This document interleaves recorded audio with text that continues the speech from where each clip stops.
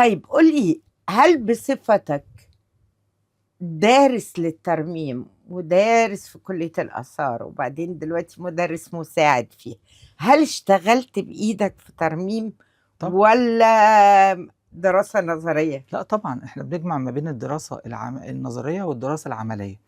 احنا حاليا دلوقتي بنحاول نستخدم احدث طرق التكنولوجية اللي موجودة في مجال الترميم، وبنطوع مجال الترميم بالتعاون مع المجالات العلوم التانية، ان احنا نقدر نطوع ده في مجال الترميم. بمعنى بنستخدم مثلا المواد النانو تكنولوجي، المواد النانوية، نعملها نضيفها لبوليمرات نحسنها ونبتدي نستخدمها في عملية التقوية. نستخدم مذيبات خضراء في عملية التنظيف.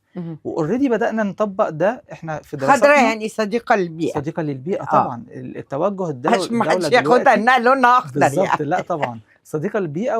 وطبعا احنا دلوقتي العالم بيسعى للاستدامة وان الايكولوجيكال زي ما بيقولوا. ايكولوجي. ان احنا العالم بقى بيئي يعني. فاحنا بنحاول ان احنا نجيب الحاجة الصديقة للبيئة، ان احنا ما تضرش بصحة الانسان وما تضرش بصحة الاثر. تمام. فنستخدم ده. اوريدي يعني انا متخصص في الايقونات. في رحلة الماجستير قمنا بعمل ترميم ايقونات، وما زال يعني احنا حاليا برضو كذلك في كنز الايقونات في جمهورية مصر العربية. كنز طبعا. فين؟ احنا عندنا متركزة فين؟ احنا عندنا الايقونات موجودة في أماكن كتير جدا، لكن مثلا نقول عن كنيسة أبو سيفين مصر القديمة. دي أكبر كنيسة تحتوي على أيقونات. متحف للأيقونات. نلاقي برضو في دير سانت كاترين أقدم الأيقونات اللي موجودة. بس الأيقونات طبعا كل فترة زمنية. هو دير سانت كاترين روم أرثوذكس. روم أرثوذكس بالظبط. طبعا في فن بيزنطي في أنا عارفة طبعا.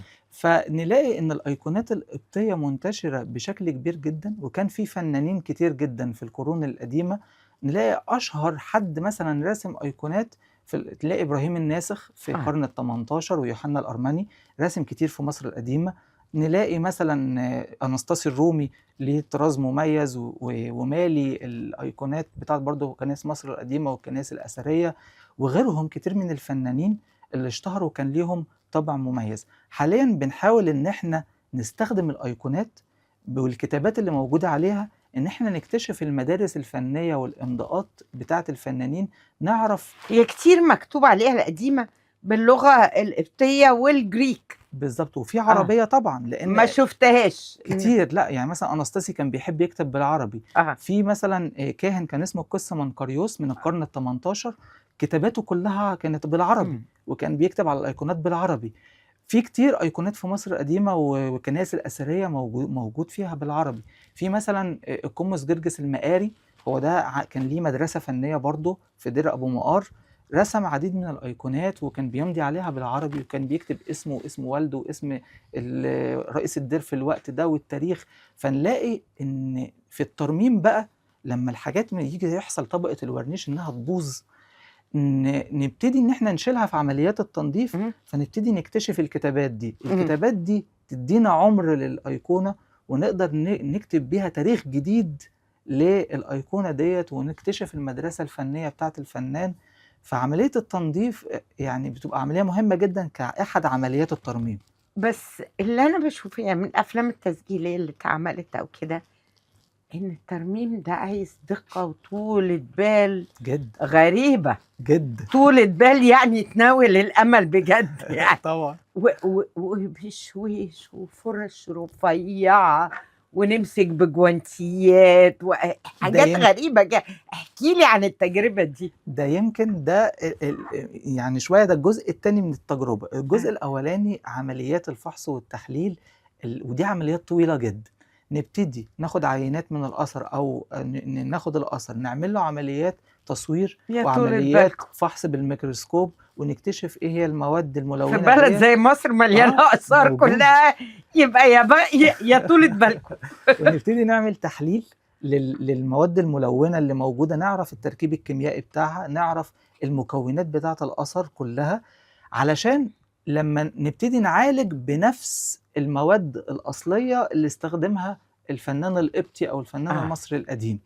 فلما نقعد نفسر بقى التحاليل والفحوص ديت، نقف على حالة الأثر الطبيعية، نبتدي بعد كده إن إحنا نبتدي عمليات الترميم في واحد عمليات التعقيم. نبتدي الأثر بتاعنا ممكن يبقى في تلف ميكروبيولوجي أو تلف حشري، نعمل له عمليات تعقيم علشان نوقف الأول مسببات التلف. بالظبط. بعد كده نبتدي عمليات التنظيف، يحصل بقى بيبقى في أتربة، في اتساخات، في مثلا ورنيش يبقى تلف أو فقد شفافيته فبقت الأيقونة مثلا سودة خالص ضباب.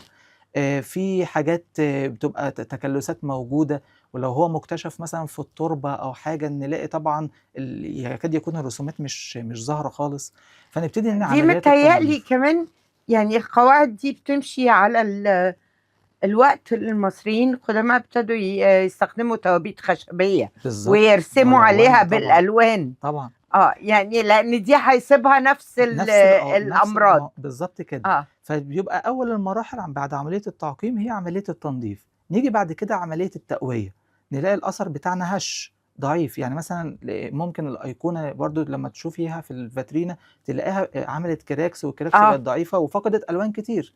نبتدي عملية التقوية إن إحنا بنستخدم مواد شفافة ومواد صديقة للبيئة ومش مضرة بصحة الإنسان، وفي نفس الوقت استرجاعية. نقدر لو اتطور العلم بعد كده بعدينا نقدر إن المواد دي استبدلها بحاجة أجد ما تضرش الأثر خالص أو ما تغيرش في تركيبه الكيميائي. نبتدي نعمل عمليات التقوية للأثر ونثبت الحالة بتاعته. بعد كده نبتدي عمليات الاستكمال. عندنا بقى احيانا نلاقي فقد كبير في الايقونه او في المقتنى الاثري بشكل عام، نحتاج ندعمه ونعمل له عمليه استكمال، نحط ارضيات التحضير اللي موجوده ونحط استكمال لوني وفقا لمدارس معينه، بحيث تبقى مميزه برضو للعين او للشخص المتخصص عشان ما نزيفش الاثر، نحافظ على اصالته، ولكن في نفس الوقت نعيد الشكل الجمالي. الترميم هو استعاده للشكل الجمالي الخاص بالأثر، طبعا لأنه كان بحالة كويسة، بس نتيجة الزمن والزمن بالظبط تلف يعني. أشوفكم في حلقة جديدة من بودكاست 1925 مع ليلى عز العرب.